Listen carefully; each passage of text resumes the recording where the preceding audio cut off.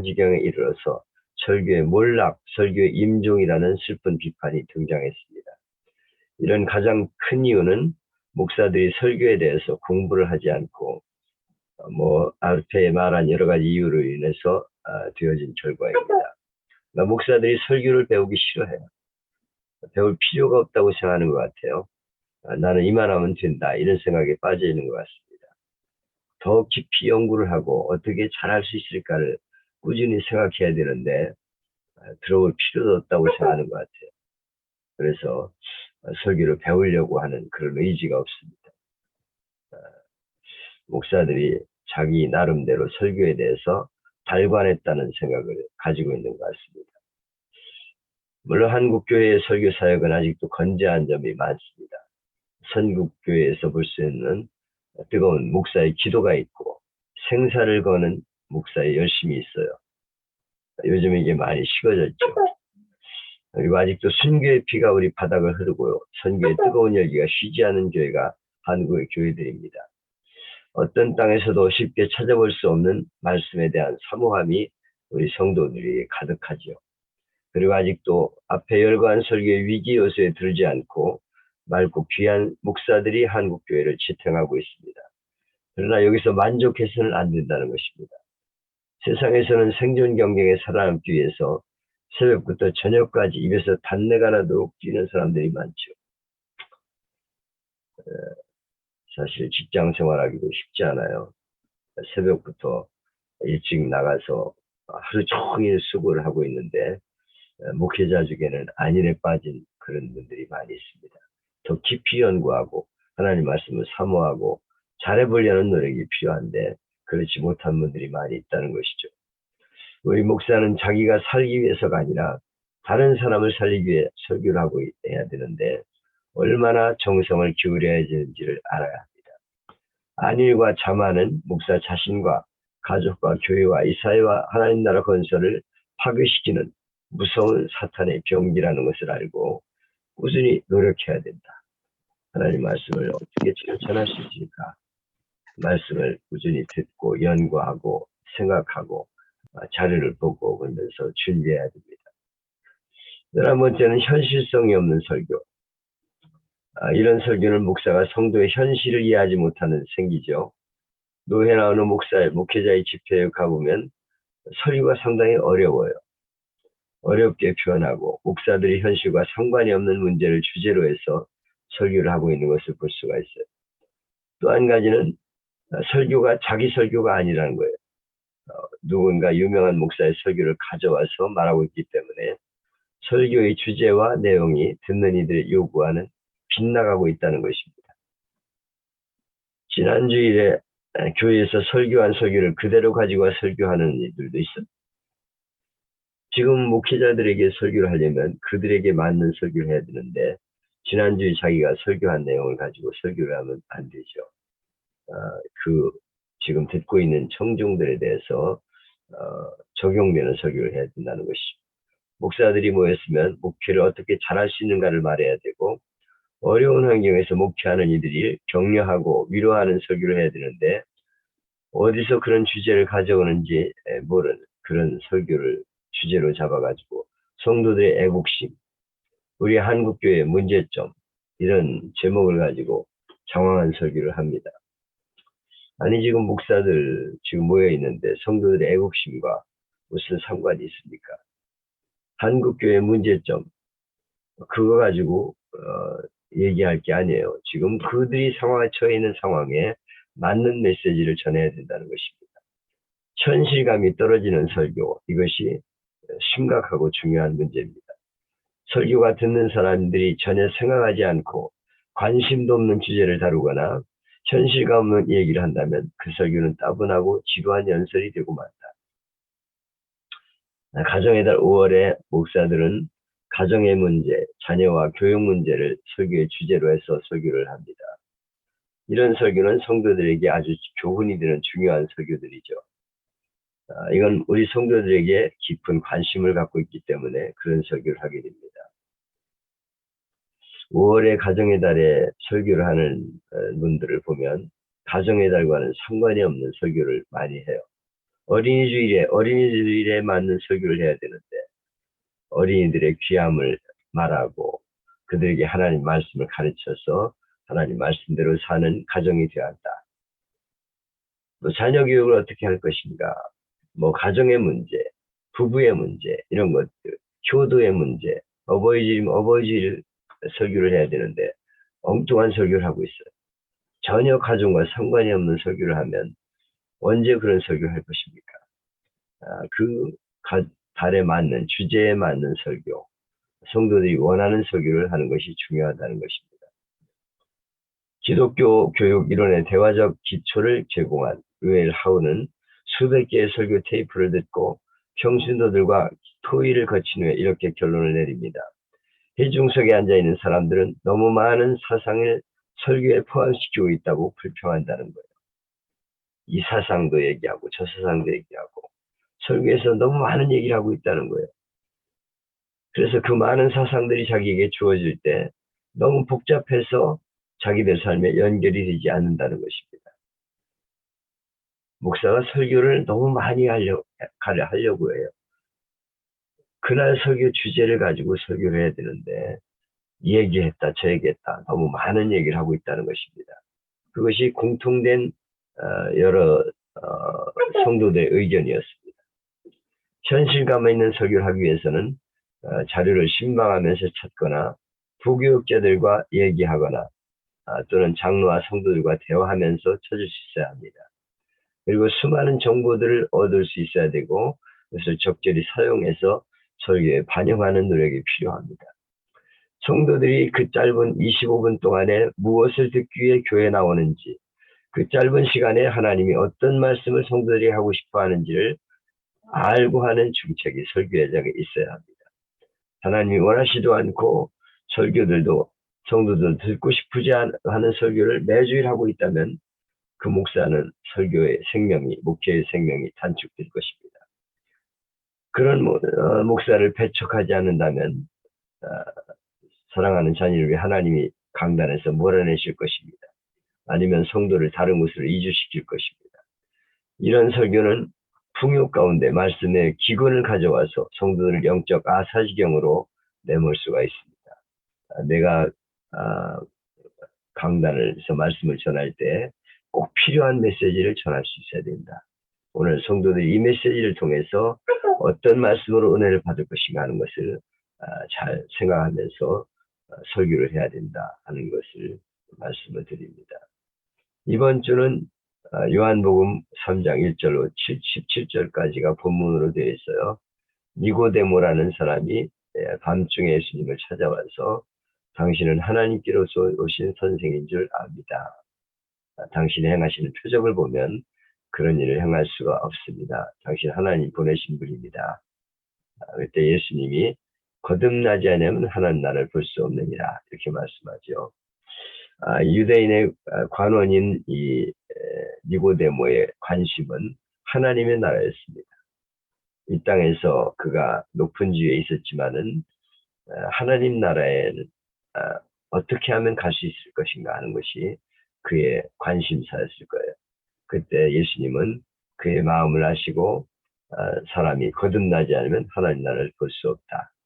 늙으면 어떻게 어머니 뱃속에 들어가지 못하는데 어떻게 다시 태어날 수 있습니까? 예수님은 물과 성령으로 태어나야 된다. 그러면서 바람이 어디서 와서 어디로 가는지 알 수 없듯이 성령이 역사하면 그 사람은 하나님을 믿고 예수님을 믿고 구원받게 된다 하는 것을 말씀해 주시죠. 그러면서 내가 땅의 일을 말해도 듣지 못하는데 하늘의 일을 말하면 어떻게 알 수 있겠느냐. 모세가 광야에서 뱀을 든 것 같이 인자도 들려 하리니 이는 저를 믿는 자마다 영생을 얻게 하려 하시니라. 그래서 중요한 말씀하시죠. 하나님이 세상을 이처럼 사랑하사 독생자를 주셨으니 이는 저를 믿는 자마다 멸망치 않고 영생을 얻게 하려 하십니다. 하나님이 그 아들 세상에 보내신 것은 세상을 심판하려 하심이 아니라 저로 말미암아 세상이 구원을 받게 하려 하십니다. 본문을 요약해 보면 니고데모라는 유대인의 관원이 찾아와서 예수님께 상담한 내용을 통해서 거듭나야 하나님 나라에 들어갈 수 있다 하는 것을 가르쳐 주시면서 이제 내가 고난을 당하게 된다. 그러나 나를 믿는 자는 영생에 이르게 된다는 것을 말씀해 주셨습니다. 그래서 이 기독교의 핵심을 오늘 본문에서 다루고 있는데요. 이 기도의 핵심을 잘 전해서 모두가 다 예수님을 믿고 영생에 이르는 귀한 시간이 될 수 있기를 바랍니다. 여기에 제 설교 한 편과 다른 분들의 설교를 몇 편 실어놨습니다. 프로페자에 제가 이건 전도 축제의 한 설교입니다. 요한복음 3장 1절, 5절, 16절로 17절 이렇게 내용이 너무 길기 때문에 니고데모의 이야기와 예수님의 메시지를 본문으로 정해가지고 하나님을 향한 당신을 향한 하나님의 사랑 그런 제목으로 설교를 했습니다. 동영상을 하나 보여줬는데 구원의 달이라고 하는 영상입니다. 이거는 이 인터넷에 들어가면 치면은 아마 찾아볼 수 있을 거예요. 달이라고 하는 구원의 달이라는 것도 있고 모스트라는 제목으로 봐도 나오는 내용입니다. 이거는 2004년 아카데미 시상식 단편영화 작품상에 올랐던 작품인데 원래는 29분 길인데 짧게 줄인 영화죠. 여러 사람을 살리기 위해서 사랑하는 아들을 죽게 하는 가슴 아픈 사랑의 이야기입니다.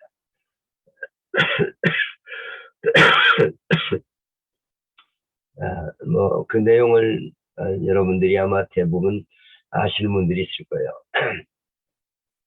외아들을 둔 아버지가 아들과 함께 이제 그 기차가 달려올 적에 다리를 들어 올렸다 내렸다 하는 그런 다리를 이렇게 돌보는 그런 간수였는데요. 그런 역할을 하고 있는 분인데 아들이 함께 있는 동안에 낚시를 하러 갔죠. 낚시질을 하고 있는데 이 아버지가 딴 생각을 하고 있었는지 갑자기 기차가 이렇게 들어오고 있는데 그걸 알지 못하고 막 달려오는 거예요. 그때 이 아들이 아버지한테 막 소리를 지르면서 기차가 달려온다고 얘기를 합니다. 근데 아버지는 그걸 모르죠. 근데 이 아들이 어떻게든지 이 기차를 추락시키지 않게 하기 위해서 그 다리를 내리는 곳으로 내려가 가지고 그걸 내리다가 그만 이 기차가 달려오면서 오는 것을 늦게 깨닫게 돼가지고 아버지가 그 레버를 내려가지고 아래 내려가 있는 그 아들을 그 아래서 죽게 만듭니다. 많은 승객들은 모르고 지나가요. 그 아래서 무슨 일이 있었는지도 모르고 이제 자기들끼리 떠들고 노래하며 지나가는데 아버지는 통곡을 하죠. 사랑하는 외아들이 자기 때문에 죽은 것에 대해서 슬퍼합니다. 하나밖에 없는 외아들을 죽게 한 아버지, 이 땅에 있는 사람을 살리기 위해서 독생자 예수님을 십자가에 죽게 하신 하나님의 그 사랑을 보여주는 그런 영상입니다. 한번 찾아가지고 한번 보여주면 아마 좋을 것입니다. 사람에게 가장 해결하기 어려운 난제는 죽음이죠. 인생에 있어서 가장 죽음의 문제가 심각합니다. 죽음이 얼마나 위력을 가진 존재인지 사람들은 죽음 앞에서 두려워 떨 수밖에 없죠. 통계에 의하면 한 해 동안 약 6천만 명이 죽는다고 합니다. 하루 동안 약 16만 명이 죽어가고 있어요. 다윗 왕은 죽음에 대해서 나와 사망은 한 걸음 사이라고 말했습니다. 우리도 언젠가 그 숫자에 들어가게 될 것입니다. 인생은 아침 한기와 같고 잠시 피었다가 시드는 풀의 꽃과 같은 존재죠. 근데 사람들은 죽는다는 생각을 잘 하지 않고 살아요. 마치 오랫동안 살 것처럼 착각하며 살아갑니다. 성경은 분명히 말씀하고 있어요. 죽음이 끝이 아니고 하나님의 심판이 기다리고 있다고 말합니다. 한 번 죽는 것은 사람에게 정하신 것이요 그 후에는 심판이 있으리니. 한 번 죽는 건 사람에게 정해진 운명이다. 누구나 다 죽는다. 이것이 성경이 정한 운명입니다. 그리고 죽음이 끝이 아니고 그 후에는 심판이 있다. 이렇게 성경은 분명히 말씀하고 있죠. 여기 심판이란 주방병원과 고등법원, 대법원 심판이 아닙니다. 하나님의 법정에서 맞는 심판입니다.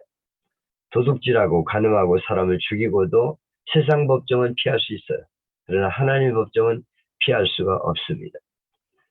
그리고 세상 법정에서는 형을 주어 감옥에 보내지만 하나님께서는 지옥에 보내십니다.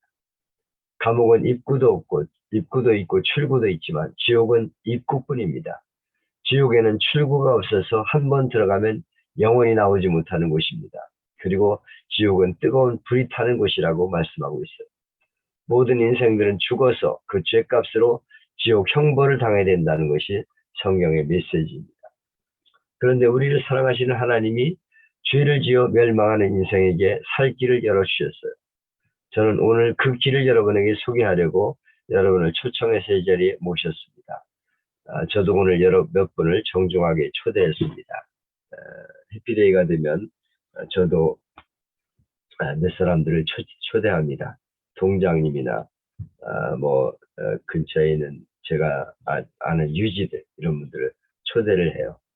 그리고 해피데이 하는데 교회에 꼭 한번 나와 주십시오. 이렇게 찾아가서 인사를 하면 자기 일정이 여유 있지 못한 분들은 할 수 없지만은 대부분은 참석을 해요.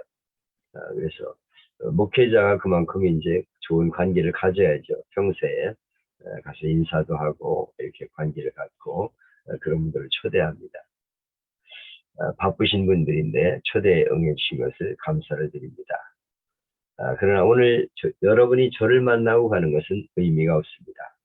오늘 우리 교회에 오신 분들은 살아계신 하나님을 만나고 우리를 구원하신 예수님을 만나고 그분을 여러분의 구원자로 꼭 모셔드리기를 바랍니다.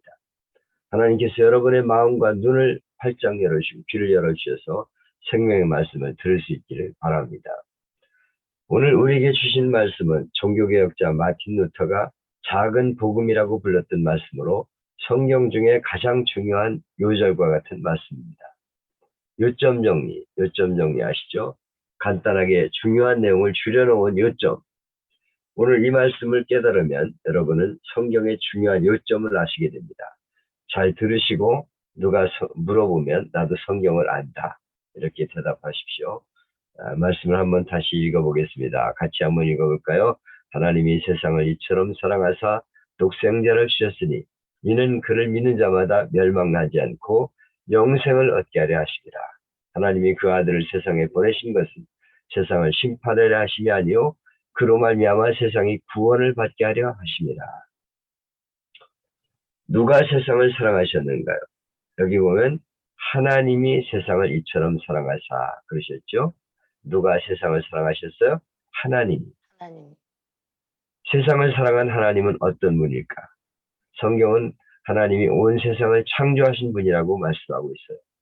이 세상이 어쩌다 우연히 생겨난 것이 아니고 사람이 곤충이 변하고 원숭이가 진화한 존재가 아니라고 분명히 말씀합니다. 한번 우리가 사는 지구에 대해서 생각해 볼까요? 우리 지구는 시간당 1600km의 속도로 지축을 중심으로 스스로 돌며 자전하고 있습니다. 만약 지구가 자전 속도를 10분의 1로 줄여서 시간당 160km 자전한다면 밤과 낮의 길이가 10배나 늘어납니다. 낮이 120시간, 밤이 120시간 이렇게 되면 낮의 태양은 모든 식물을 태워 죽일 것이고 밤의 추위는 모든 생명을 어렵게 할 것입니다. 그러나 지구는 매시간 1600km의 속도를 유지하며 변함없이 지금도 들어가고 있기 때문에 낮과 밤이 적절하게 교차하며 서서히 흘러갔기 때문에 생물들이 살 수가 있어요. 여러분 이것이 우연일까요? 또 지구와 태양은 너무도 정확한 거리를 유지하고 있습니다. 태양의 표면은 섭씨 6000도입니다. 조금만 태양에 지구가 가까워지면 지구는 타버립니다. 또 조금만 멀어지면 지구는 얼음덩이가 되고 맙니다.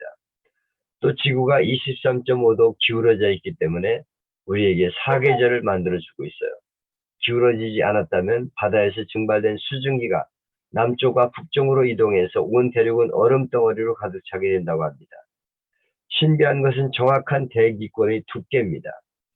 지금보다 대기권이 얇았다면 하루에도 수백만 개의 별똥별이 대기권을 통과해서 우리가 살고 있는 지구 표면에 떨어져 순식간에 지구를 불바다로 만든다고 합니다. 이런 일이 어떻게 우연히 되어질 수 있겠어요? 이것은 과학으로 설명할 수 없고 오직 성경만이 해답인데, 성경은 태초에 하나님이 천지를 창조하시니라. 집마다 지은이가 있으니 만물을 지으신 이는 하나님이시니라. 집을 지은 이가 분명히 있기 때문에 집이 존재하죠. 오늘 교회에 여러분이 오셨는데 이 교회가 어쩌다가 저절로 생겨났다 이러면 누가 믿겠습니까? 정신 나갔구나, 돌았구나 그러겠죠. 이 집을 지은 이가 있듯이 온 세상을 지으신 분이 바로 하나님이시다, 이렇게 성경은 말씀하고 있습니다. 근데 이 하나님이 세상을 이처럼 사랑하셨다 그러고 있어요. 하나님이 사랑하는 세상은 어떤 세상일까요? 하나님이 사랑하는 세상은 타락하고 더럽혀진 세상, 죄를 지어서 멸망당할 수밖에 없는 세상입니다. 하나님이 세상을 창조하실 때 아담과 하와 이래 모든 인생이 하나님 앞에 죄를 지어서 심판과 멸망을 당할 수밖에 없는 세상이 되었습니다. 아담과 하와가 죄를 지었습니다. 조상이 죄를 지어서 그 죄가 우리에게 물려져서 우리도 심판과 멸망을 당할 수밖에 없는 그런 존재가 되었어요. 여러분이나 저나 다 죄를 지을 수밖에 없는 인생들입니다. 마음으로 죄를 짓고 입으로 죄를 짓고 행동으로 죄를 지어서 심판을 당해 지옥불에 던져질 수밖에 없는 인생들입니다. 근데 하나님이 어떻게 이 세상을 사랑하셨나? 하나님이 이 세상을 사랑하셔서 독생자를 주셨으니, 독생자를 주셨다고 말씀하고 있어요. 하나님이 당신에게 주는 최고의 선물은 바로 독생자 예수님이십니다. 독생자란 외아들을 말합니다. 외아들. 하나님이 하나밖에 없는 외아들을 우리에게 내어주실 만큼 우리를 사랑하셨다, 그런 뜻입니다.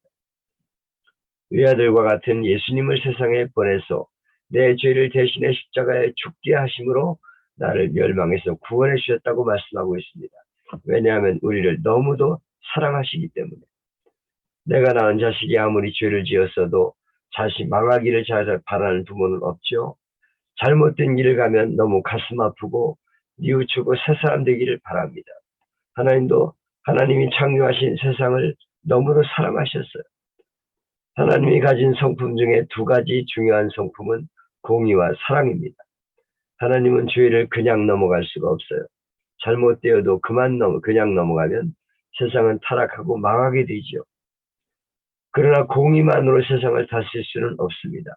그렇게 되면 세상은 살아남을 사람이 없기 때문이죠. 하나님이 가진 또 하나의 성품은 사랑입니다.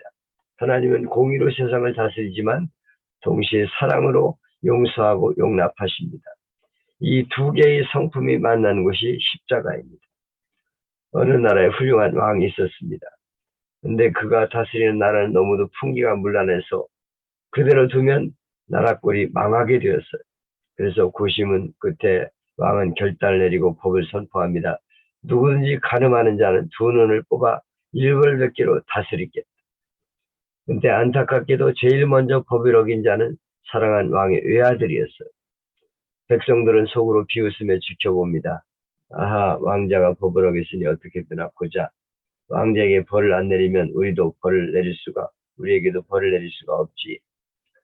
드디어 판결을 내리는 날이 되었습니다. 수많은 백성이 그 광경을 지켜보려고 몰려들었습니다. 왕은 죄인인 왕자를 끌어내게 합니다. 그리고 지엄한 목소리로 명령을 내립니다. 여봐라, 저 죄인의 눈을 뽑아라. 모두가 경악하는 가운데 형리가 왕명을 받들어 왕자의 눈을 뽑습니다. 피가 튀고 처절한 비명이 들리며 왕자의 눈이 뽑혔어요. 그리고 그 다음 눈을 뽑으려는 순간 왕이 용상 아래로 뛰어내려갑니다. 잠깐, 왕자는 장차 내 뒤를 이어 왕이 될 사람이 대신 내 눈을 한쪽 뽑겠다.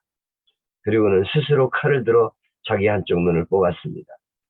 그 후로 질서가 잡히고 바로 서는 나라가 되었다고 합니다. 자기를 희생해서 공의도 세우고 아들을 향한 사랑을 세운 백구왕의 이야기입니다. 하나님의 공의와 사랑이 만나는 자리가 바로 예수님의 십자가입니다.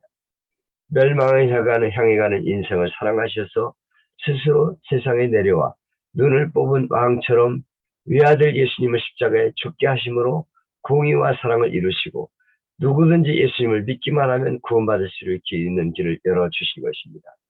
이런 안타깝고 너무 큰 사랑이 하나님의 사랑을 당신은 이해할 수 있습니까? 아까 보신 다리 영상과 비슷한 스위스에서 일어난 일입니다. 어느 날 한 관광버스가 손님을 싣고 관광지에서 돌아오고 있었습니다. 관광객들은 모두 지쳐서 잠에 빠져 있는데 마지막 내리막길에 들어선 순간 운전사는 브레이크에 이상이 생긴 것을 발견합니다. 브레이크가 고장난 채 내리막길에 접어든 버스는 속도가 점점 빨라지고 당황한 운전사의 눈에 경사가 급한 내리막길에 펼쳐진 급 커브길이 보였어요. 버스에 점점 가속이 붙자 눈을 뜬 관광객들은 뭔가 이상한 점을 눈치채고 흥분해서 소리를 지릅니다. 그렇지만 운전사는 침착하고 조심스럽게 커브길을 한 개, 두 개 운전해 나갑니다. 마침내 그는 마지막 커브길을 통과했고 관광객들이 환호성을 지르며 좋아합니다. 그런데 그때 마을 입구 신장로에 아이들이 놀고 있는 모습이 보였습니다. 깜짝 놀란 운전사는 경적을 울리며 피하라고 소리를 쳤어요. 모든 아이들이 소리를 듣고 피했지만 아직 한 아이가 그 자리에서 우물거리고 있습니다. 몸이 불편한 아이처럼 보입니다. 순간 운전사는 관광객을 살려야 할지 어린아이를 살려야 할지 갈등하다가 결국 어린아이를 치고 말았습니다. 그리고 버스는 건너편 언덕에서 멈춰 섰죠. 운전사는 차가 서자마자 아이에게 뛰어갑니다. 피투성이가 된 아이를 품에 안고 울기 시작했어요. 둘러선 사람들이 살인자, 살인자 하며 야유를 하는 순간 어느 젊은이가 외칩니다. 모두를 그만두세요. 저 아이는 바로 운전사의 아들이란 말이에요. 운전사가 승객들을 살리기 위해서 자기 아이들을 죽인 사건이 실화였습니다. 어느 날 목사님이 두 분을 만났습니다. 목사님 두 분이 만났습니다. 한 아이들은 목사님 아들이 5이었고 다른 아들은 목사님 딸 하나밖에 없어요. 대보라 딸 하나밖에 없는 목사님이 친구 목사님에게 자네는 아들이 5이나 되니 하나는 내게 양자로 주지 농담만 진담만 말했습니다. 그러자 목사님이 무심결에 그러지 뭐 이렇게 대답을 했어요.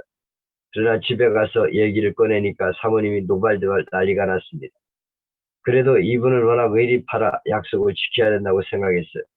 그래서 아들 5 중에 누구를 양자로 줘야 할지 고민하면서 아들들이 잠들어 있는 방문을 열었습니다. 곤히 자고 있는 아들 5을 물끄러미 바라봅니다. 어떤 아들을 양자로 줄까? 장남? 장남은 안 되지. 상속자인데 어떻게 다른 집에 주겠어? 둘째 아들을 봅니다. 이 녀석은 5 아들 중에 제일 똑똑하고 장래가 촉망된 아이인데 안 되지. 셋째 아들을 보았습니다. 이 녀석은 나를 쏙 빼닮았어. 제일 미남이고. 그래 넷째 아들을 보았습니다. 이 녀석은 병치레를 자주 하고 너무 불쌍해. 약한 녀석을 줄 수는 없지. 막내 아들 하나밖에 안 남았어요. 이 귀여운 막내를 어떻게 줄 수 있나? 5 아들 중에 하나들도 주기 어려운 자기 마음을 확인하던 그날 목사님은 요한복음 3장 16절 말씀을 생각하고 울었다고 합니다. 하나님이 세상을 이처럼 사랑하사 독생자를 주셨으니 외아들을 내신 사랑, 이것이 하나님이 주신 사랑입니다. 하나님은 우리를 살리기 위해서 가장 값진 선물을 우리에게 주셨다고 말씀하고 있어요.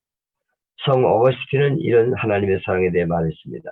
하나님은 천하인간의 사랑할 대상이라고는 너 하나밖에 없는 것처럼 당신을 사랑하신다.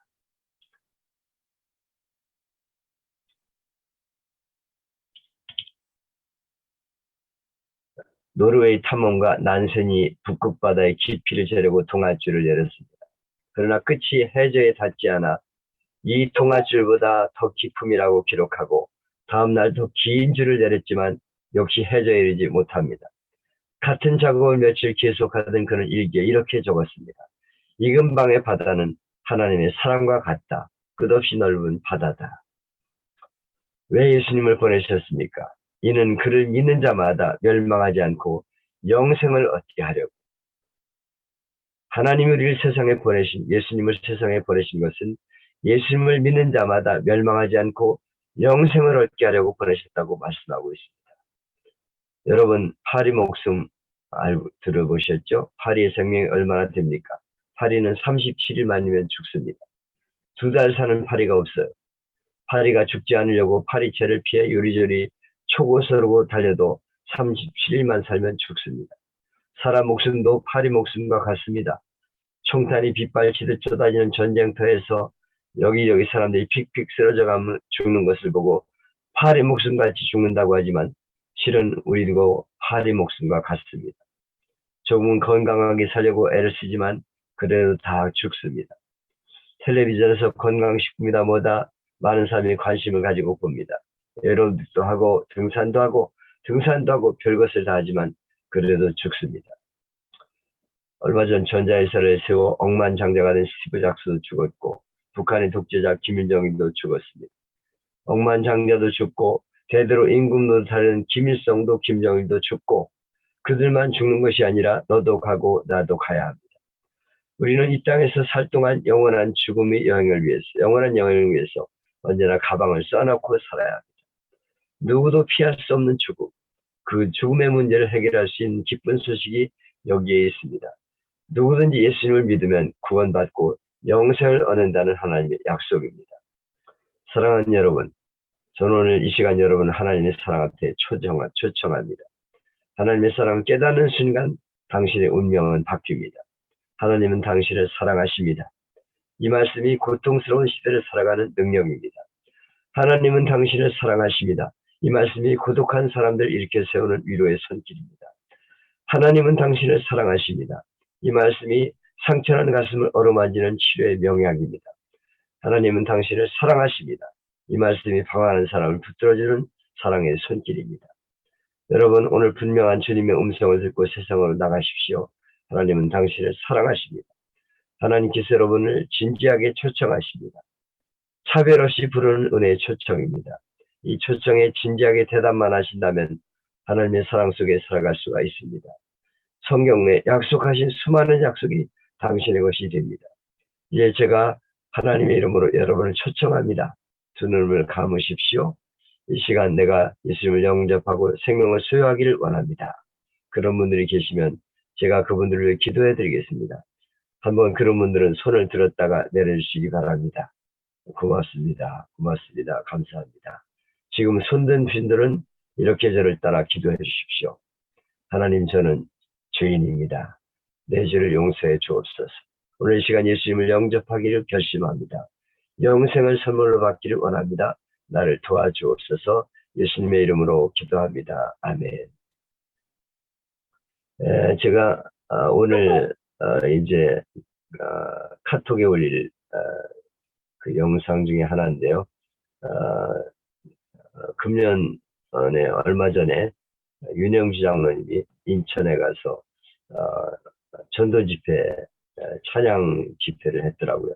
근데 거기서 찬양을 하면서 간증을 하는 이야기가 나와요. 거기 보면 서울대 자기와 같이 공부한 친구가 미국에 가서 IT 업계에서 대성을 하게 되었습니다. 그래 모두가 부러워하는데 한국에 귀국을 했어요. 근데 감기 기운이 있어가지고 병원에 가서 진찰을 받아보니까 간암 말기였어요.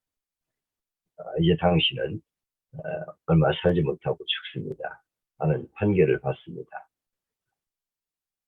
그 소식을 친구들이 듣게 되었어요. 윤영장으로 들었습니다. 그리고 내가 네게 한번 가기를 원한다. 그랬더니 오지 말라고. 그래서 그러면 내가 필요할 때 갈게. 그렇게 얘기를 하고 이제 가지 않았어요. 근데 이 사람은 윤영유 장로가 틀림없이 와서 자기 전도할 걸 알고 오지 말라고 그랬는데 나중에 다시 전화를 하니까 오라는 거예요. 그래서 갔습니다. 가가지고 대화를 하는데 이 친구가 그러는 거예요. 야 형제야, 내가 지금 예수를 믿으면 되겠냐? 예수님이 나를 받아주실까? 이렇게 얘기하는 거예요. 그래서 예수님은 너를 받아주신다. 하나님은 너를 사랑하시오. 우리는 다 죄인이지만 예수를 믿으면 너는 구원받을 수 있어. 이렇게 복음을 전하고 예수님을 영접시켜요. 그가 예수님을 믿고 날마다 하나님 말씀을 붙잡고 기도하면서 그렇게 살아갑니다. 친구들이 그 병상을 방문했을 때 이 친구가 친구들에게 간곡하게 하는 말이 뭐냐면 얘들아, 더 늦기 전에 예수를 믿어. 내가 예수님을 믿었거든. 너희도 더 늦기 전에 예수님을 믿어. 이것이 이 친구의 마지막 전도였어요. 그래서 자기 동기들 중에서 가장 그 서울대 서울대 출신들 중에서 동기들 중에서 자기 친구들, 자기 동기들이 제일 많이 예수를 믿게 되었다는 거예요. 그 이유는 그 친구가 예수를 믿고 전도했기 때문에 많은 사람이 예수를 믿고 설교사도 되고 목사도 되고 이런 사람이 나왔다고 그렇게 간증하고 있습니다. 예수님은 우리 인류의 소망입니다. 마지막까지 우리가 붙잡을 바로 예수님이셔요.